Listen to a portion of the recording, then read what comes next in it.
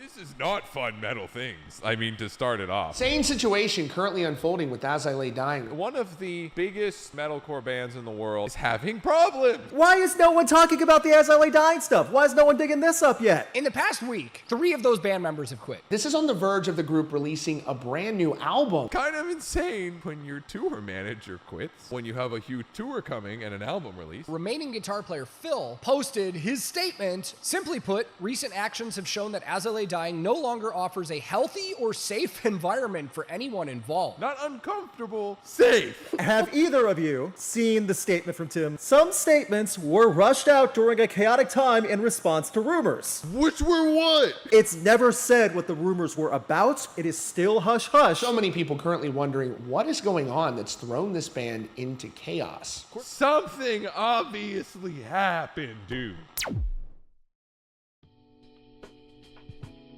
If you're someone who keeps up to date with all the latest news concerning rock and metal music, there's a good chance you've seen that a specific metalcore band had their time in the spotlight for a while, but for all the wrong reasons. Yes, As I Lay Dying frontman Tim Lambesis is most definitely embodying the title of his latest album, as right before its release, literally all the other members have left. Also, their touring manager left as well, but that's not as exciting. Now, to any of you who are just now hearing of this group, you're probably thinking that all the musicians of a band jumping ship would be the beginning of the end, but that's because you don't know the history of this band, of what it has already gone through in over 20 years of existing. For this is not the worst thing that happened to As I Lay Dying. Honestly, it barely compares to the actual worst thing that happened. And what exactly that thing is was all thanks to the actions of the one man who has been there for it all. Shameless plug incoming. If you're interested in staying up to date on all the latest rock news, I highly recommend tuning into our weekly podcast That Rocked. You can find it over on the channel Rocked. We go live every Tuesday at 8 o'clock Eastern Standard Time and talk about what's trending in the world of rock and metal music, like the recent implosion of As I Lay Dying. In between instances of actual news coverage and engaging discussions, you'll also get moments such as me and my co-host being collectively unsure of how to say the lead singer's last name. So is it Tim Lambesis or Tim Lambesis or Tim Lambesis? Anyone want to tell me? Regarding that, for this video, I'm going to be saying Tim Lambesis. It's just easier for me to say. I don't know if that's right, but if it's not, and you are suddenly enveloped with the insatiable urge to correct me in the comments, there are 2 things you should know. 1, I do not f***ing care. And 2, with what I'm about to tell you about this guy, I can assure you it's really not worth it. Yet neither of those probably still won't stop you.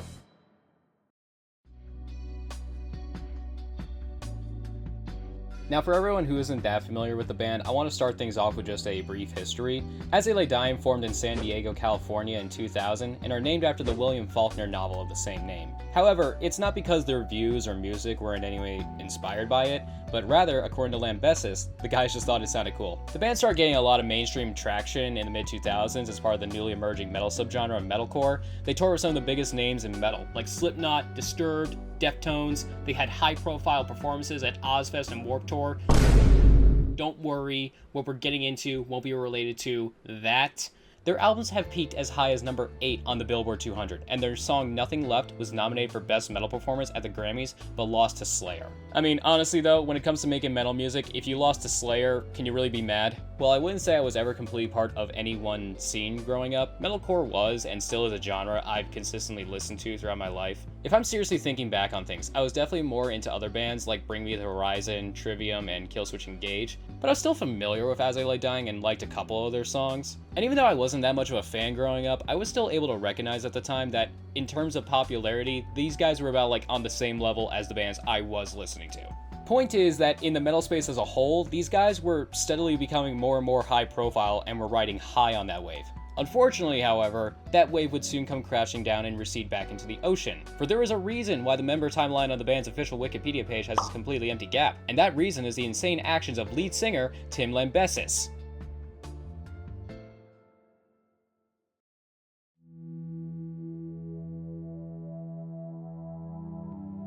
Tim Lambesis has legit become fascinating to me. He's the only original member to be with the band for its entire existence, and even before we go into the main topic, I would argue that Tim was already synonymous with the band itself. Funny enough, when researching for this video, I found out that Tim was voted most like Jesus in high school. This honestly doesn't have much to do in the grand scheme of things. I'm just letting you know right now because depending on your sense of humor, this has either aged like fine wine or milk. For on the fateful day of May 7th, 2013, Tim Lambesis had found himself in police custody. Now, if we're being real, hearing a rock star getting arrested is not all that uncommon. Immediately, your mind is probably thinking it's about drugs or alcohol, maybe even some sort of physical altercation. A lot of musicians can't seem to keep their hands to themselves. But no, the crime that Tim was charged with was much more disturbing than anyone could have guessed. That crime being that he had tried to hire a hitman to kill his ex-wife. What the f? And I should clarify, when this was first brought to public attention, there was no attached legal disclaimers like allegedly or whatever. Tim had been caught basically red-handed, as the hitman he hired turned out to be an undercover cop involved in a police sting operation. You know that Glenn Powell movie Hitman? It follows this guy played by Powell, and he works for the cops, and he's the one who pretends to be the murder for hire to get the client to pretty much confess to the crime. That is exactly what happened to Tim. According to the police reports, Tim met with a personal trainer at his gym and asked him if he knew anyone who could do the job. To implicate himself even further, Tim explicitly tells them, just to clarify, I do want her dead. Just walks up to some poor bastard and asks, I want my wife dead, know anyone who can make it happen? That has to be up there as one of the most uncomfortable things that someone can ever ask you. Like, what does that say about me as a person that you think I would know how to get your wife out of the picture? I would be doing some serious self-reflecting. Eventually, Tim makes his way to the fake hitman, and because this is the police, they need to make sure that, like, the intent is truly there. So the guy asks him if he really wants his wife gone. Tim responded with, yes, that's what I want. He then gave the cop $1,000 at both a down payment and to cover expenses. He also provided pictures of the ex and the gate codes to her house. He had even gone as far as to plan the times for the murder to be carried out. His plan was that he wanted his children with him at the time so they could act as his alibi. The two agreed on a price of $20,000 and the police would arrest Lambesis shortly thereafter. In what I can only describe as a case of utter stupidity, Tim initially pled not guilty to the charges. But again, he literally walked right into a police sting operation. The whole interaction with the undercover guy was audibly recorded and used in court. Don't ask me how the hell you expect anyone to believe you didn't do it. But now that we got to the court case, we can now ask the big question. Why? Quickly into the case, witness testimonies pretty much confirmed that Tim was not in a good place mentally. Really, I wouldn't have guessed. So the wife had divorced him the year prior, as not only had he been cheating on her several times, but was also becoming increasingly dangerous and neglectful of their 3 children. You can probably tell from the pictures of the guy that he likes to work out. Before the whole situation, he had a fitness channel, and he even had a side project called Austrian Death Machine, the name being a reference to Arnold Schwarzenegger. And there's nothing wrong with that by itself. I too enjoy weight training. Gotta respect the grind, especially for a touring musician. I know that could be insanely difficult to maintain. But according to the ex, Tim had truly taken his passion for bodybuilding too far. She said that he had become obsessed, spending hours at the gym, to the point that he would just straight up ignore his children. Bro was honestly living the gym rat lifestyle before Sam Sulek made it cool. But she wasn't the only one in court to comment about Tim's obsession with fitness. His own lawyer practically confirmed that the guy was absolutely juicing, stating in court that at the time, Tim's thought processes were definitely affected by his steroid use. So the consensus is that all of Tim's actions were brought on by extreme acts of paranoia and rage from the steroids. I mean, honestly, like, I've heard of roid rage before. I have seen people roid rage, but to sit down and plan out a murder, that's a first for me. There has to be more than just steroids. It was also stated in court that one of the biggest reasons why Tim did all this was because he thought his children would be better off if they only had one parent. Are you actually kidding me? You were a touring musician. You are probably in one of the worst occupations to have when it comes to raising 3 children. Even looking past all that, it's just been revealed in court that even when you were in a co-parenting situation, you were completely negligent. You think you can now manage having them like full time? I imagine if he did get the kids, one day he's gonna take them to the gym with him. He's gonna go off to do his thing. The kids, being kids, try out the bench press, miss the re-rack, and have the barbell just fall right on top of their head.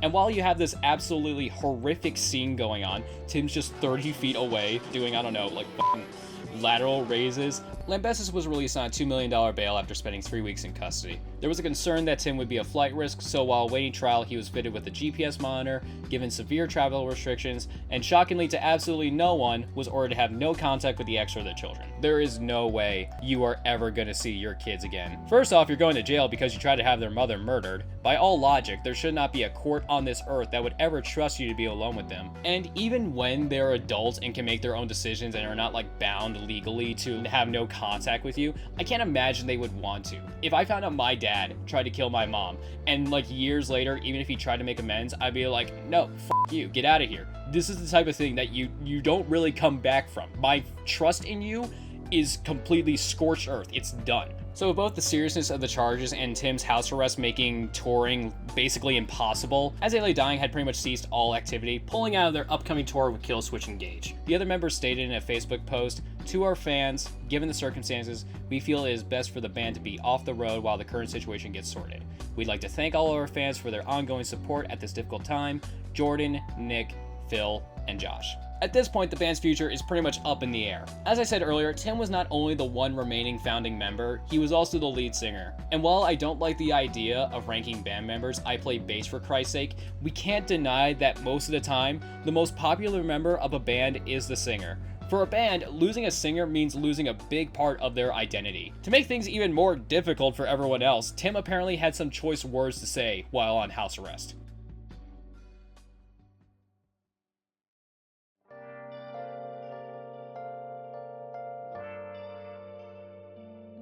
See, what I've neglected to mention up until now is that in the peak of their popularity, As They Lay Dying had always been credited as a Christian metal band. Surprisingly, a fair amount of big-name metalcore bands have very deep Christian influence, such as August Burns Red and The Devil Wears Prada. And while a band being labeled as a Christian band may sound kind of lame at first, as someone who is not religious but has still listened to all these bands frequently, I haven't been bothered by it. To be more specific, it never felt like I had to be a devout Christian to fully enjoy the music. As far as I've seen, this label is really only given when most everyone in the band is Christian and their religion has some influence on their lyrics, and it's not like they're just constantly singing some crap about how great Jesus is or whatever. Most big name groups don't really go all that deep into Christian doctrine or get overly preachy. They just take a lot of Christian themes, which usually means spreading positive messages through uplifting lyrics, which if I just have to make like a point here, I truly see that as the best way to incorporate religion to mainstream music, because what they're preaching is just some objectively good life advice. It's stuff that people both in and out of the religion can relate to and apply to themselves. The reason why I'm mentioning all of this is because this was the approach that As They Lay Dying had taken, and because of that, they were one of the bands synonymous with the Christian metal band label. However, while under house arrest, Lambesis had revealed in an interview that not only were he and the rest of the band no longer Christian,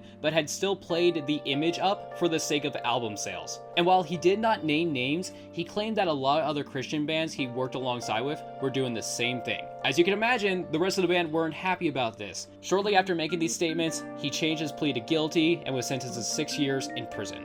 I know there are bands out there who have replaced their lead singer and were relatively fine, but with all of this going on, this ought to be a death sentence for the band. Even if by some ironic act of God, Tim beat the charges, there is no way you just pick up where you left off. These kind of charges haunt you for the rest of your life. You don't even have to be the one who was charged. Even people who are just associated with you have a hard time living this down. Just to clarify what I mean, even after Tim was sentenced and sent to jail and the other guys eventually would work on other projects, they would just be constantly asked about Tim in any given interview. Our world doesn't let you move on from this kind of thing. Even if you got past all of that, the lead singer still confessed that the entire band had been manipulating their fan base for the sake of album sales. I don't know how you can expect to continue on as a band after this. Your credibility is gone. 2 years into his jail sentence, Lambesis had filed a lawsuit against 2 of the centers that he had been held in. He claims that they had acted negligently by denying him his request for anastrozole, if I'm pronouncing that right. It's a drug that's made to counteract the effects of steroid withdrawal. According to Lambesis, he had suffered exponential terror as the effects of gyno had led to him developing fully formed male memories. So he tried to sue his prison because he had man boobs. Great, I'm happy that's a part of our story. Regarding what the rest of the band were doing during this whole time, in Joy Division New Order fashion, they had all gotten together and formed the band Woven War. Guitarist Phil Segrosso actually stated that this period of doing Woven War while Tim was in jail was peaceful for the other members, as they didn't have to put up with Tim. Fun fact, the bassist for both bands, Josh Gilbert, is the current bassist for Spiritbox, and they are just absolutely killing it right now. If you consider yourself a metal fan and you still haven't gotten into this band, you are doing yourself a disservice. Just listen to the Fear of Fear EP and you will understand the hype. I just mentioned all of this because it's important to know that even while this was all happening, the rest of the band were still actively involved in music and were doing fairly well. Now, you'd think after getting emotionally stabbed in the back and forming a new band altogether, no one else wanted to have anything to do with Tim or As I Lay Dying, but that didn't stop people from speculating about the possibility of the band coming back. Because despite everything that has happened, the group never officially disbanded. The drummer, Jordan Mancino, revealed in an interview that everyone was still technically part of the group due to their record contract. I am so surprised the record label didn't immediately cut themselves off during this whole thing. I feel like labels have parted ways with musicians for less. How did this stay? After serving 2 of his 6-year sentence, Lambesis was released on parole in December of 2016. In 2018, the band had released a video detailing how slowly but surely, Tim reached out to each and every one of them and had surprisingly regained their trust and support. Honestly though, most of the video is just the other guys talking about how much they hated Tim and were glad that he was gone. Whatever like shred of empathy that I had for him turned into just blind hatred. After they were each done lambasting Lambesis, the other members would note how Tim had seemed like a brand new person with a lot of positive changes to his character. And in June of 2018, Reunited As They Lay Dying released the single My Grave, their first song since Tim's initial incarceration. This is genuinely surprising. I can't say that if I were in the same situation, I could forgive someone like that. That video where they talk about getting back together was rough to watch, emotionally. It'd be one thing if they just said, alright, you're sorry, cool, whatever. Like, I'm just giving you that closure, but honestly, I don't want to have anything to do with you. But deciding to take Tim on his word that he's gotten better and think you can work with him again, those guys are way better people than me. Especially Nick Hippa. From what I've seen, it seems like he took all of this the hardest. Of course, reception to the comeback of As I Lay Dying was mixed. Don't get me wrong, fans were going absolutely wild. Their first show in 5 years since the arrest sold out in 4 minutes. The band announced a bunch of shows that year and nearly every one of them sold out. And purely from a musical standpoint, the song My Own Grave was well received. However, there were still a lot of people upset with Tim and didn't support the idea of him coming back. Some of the venues that booked As I Lay Dying for their comeback tour received enough backlash that they were completely canceled. Metal news site Metal Sucks announced that they would refuse to write about As I Lay Dying, a sentiment praised by several other media outlets, and I am happy to report that they have in no f***ing way kept to that promise. But that still hadn't stopped As I Lay Dying from embarking on tour and releasing their 7th studio album, Shaped by Fire, the following year.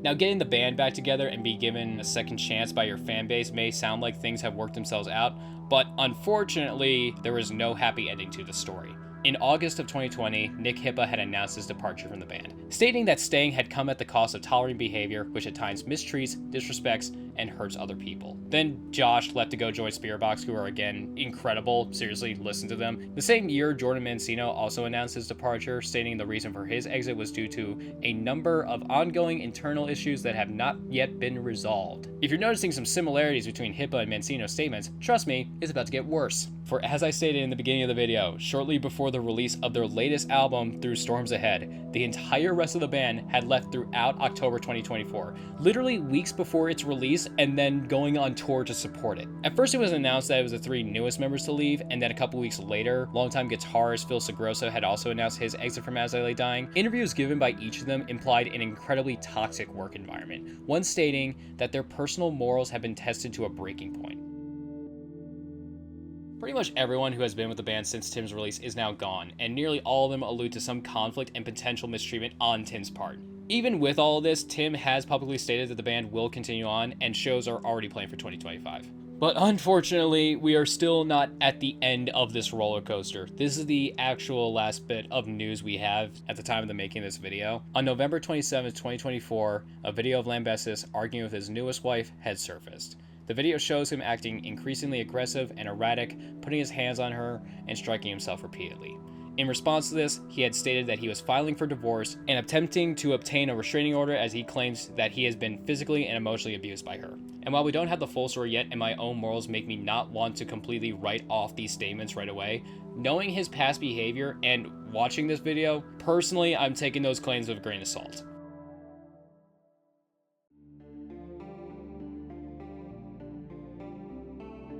And that is the frankly insane story of Tim Lambesis and As I Lay Dying. Again, despite being given a second chance to learn from his mistakes and keep the dream going, Tim seemingly continues to act in a way that at best is difficult and at worst dangerous for others to be around him. The band has survived losing their singer.